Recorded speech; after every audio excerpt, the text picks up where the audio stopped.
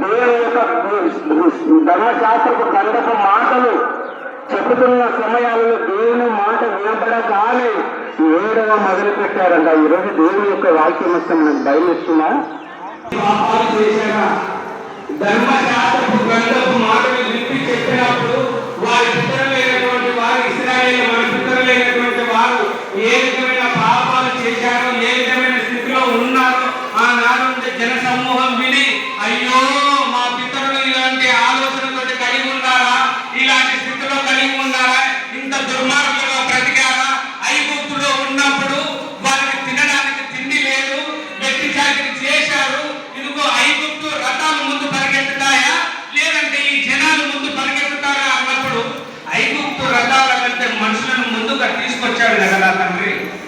వెంటనే సులువుగా మర్చిపోయాడు. నిజంగా సంవత్సరం నుంచి ఇదిగో 2025 సంవత్సరం నూతనమైన సంవత్సరం వచ్చిన ఒక గురవడిలో ఉన్నాము. నుంచి తప్పించావు తండ్రి, ఎన్నో ఇబ్బందుల నుంచి తప్పించావు తండ్రి.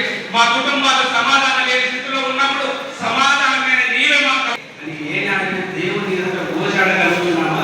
ఈ చివరి దినాలు చివరి క్షణాలు కుటుంబాల్లో ఉండవలసిన మనము విచ్ఛిన్నమైపోయి కుటుంబాలలో కష్టాలు శ్రమలు సుడిగుండాలుగా తిరుగుతున్నప్పుడు దేవుడనే ఆలోచనని దుష్టుడి మట్టి మీద కట్టనివ్వకుండా లోకంతో పాటు మనము పరిగెత్తుతున్నామా?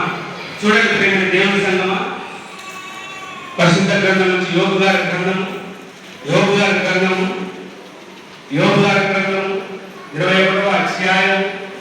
21వ అధ్యాయం 14-15 వచనాలు.